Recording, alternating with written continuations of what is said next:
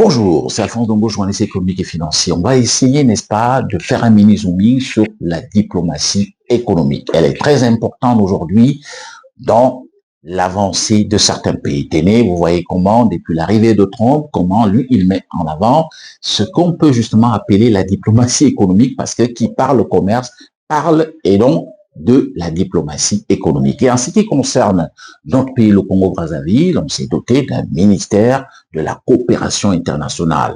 C'est vraiment, comme on dit, la vitrine de la diplomatie économique du Congo-Brazzaville. Mais seulement, il y a peut-être quelques choix souvent à opérer. On ne peut pas se plaindre, puisqu'on sait très bien que le ministre Denis Christophe Sassou Nguesso, tant que faire se peut, essaye d'ouvrir des brèches de coopération, puisque le Congo dispose de la plénitude de diversifier ses partenaires diplomatiques ou alors ses partenaires économiques. Tenez, mais seulement, il y a quand même quelques inquiétudes.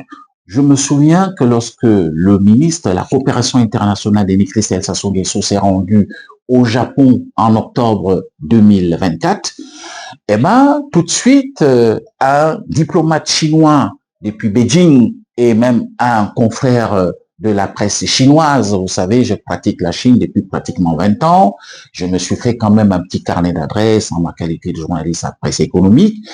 Tout de suite, les deux personnes se sont empressées de me poser la question, qu'est-ce que nous voyons là? C'est votre ministre de la coopération internationale qui s'est rendu au Japon. Que représente le Japon en termes de coopération avec vous? Nous voyons sur la balance rien du tout. Et d'ailleurs, le Japon est présent de l'autre côté du fleuve, notamment donc à Kinshasa, où il possède une ambassade.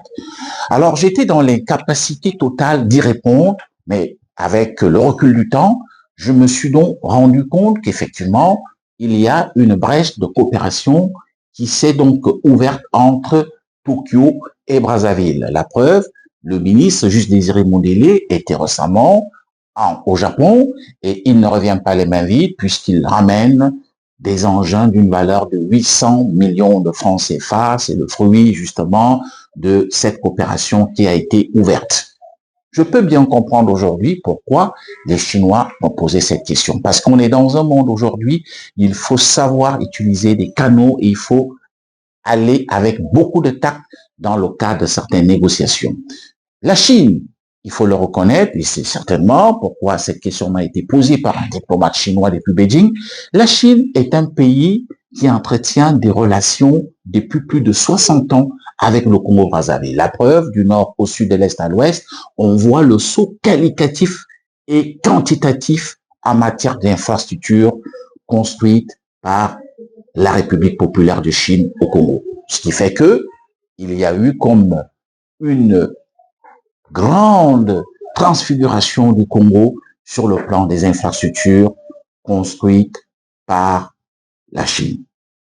La Chine, lorsque nous nous trouvons dans des difficultés financières, notamment dans le cadre de notre négociation avec le Fonds monétaire international, c'est la Chine qui a accepté de restructurer notre dette afin que nous soyons éligibles au niveau du Fonds monétaire international. On ne peut pas compter combien de fonctionnaires, des étudiants vont soit en formation, soit étudient en Chine.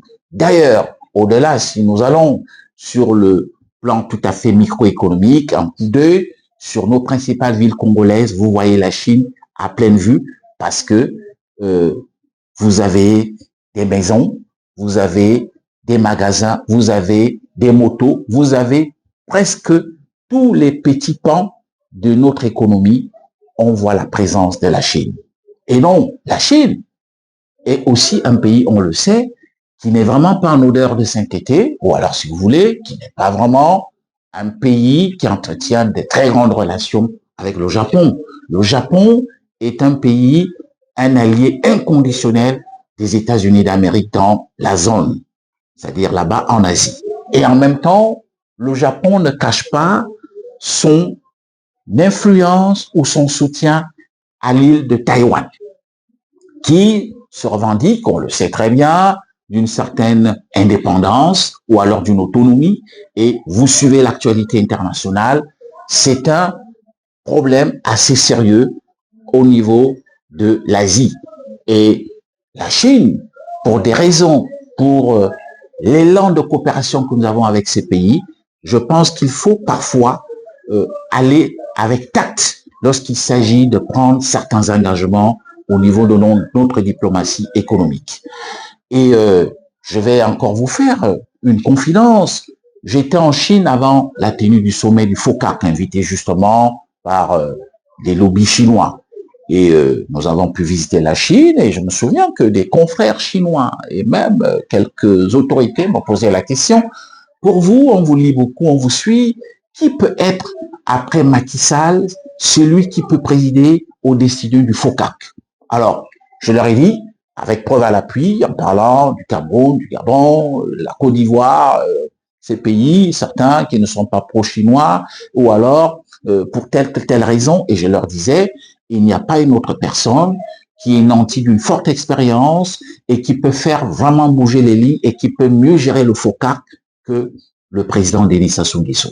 Et eux aussi me disaient, en fait, c'est comme si tu avais lu, n'est-ce pas, dans un miroir, effectivement, c'est le président Denis Sassou Nguesso. Donc, c'est pour dire que au moment où le président Denis Sassou Nguesso est aussi donc le président du FOCAC, et si on tient compte de la balance en termes de coopération avec la Chine, à la comparer avec le Japon, je pense que il faut quelquefois sourciller avant d'engager certaines démarches au niveau de la diplomatie économique, en sachant que notre meilleur ami, nous ne pouvons pas traiter avec l'ennemi de notre meilleur ami.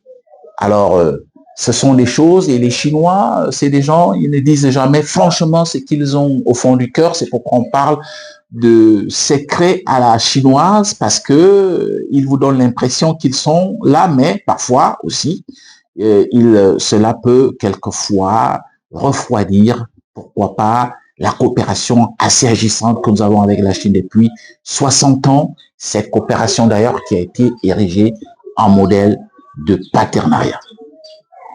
Alphonse Ndongo, journaliste économique et financier du Congo-Brazzaville. Je vous prie de vous abonner, de liker, de partager notre page, notre nouvelle chaîne YouTube, Alphonse Ndongo TV.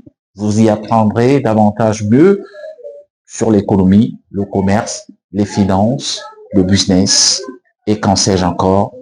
À très bientôt.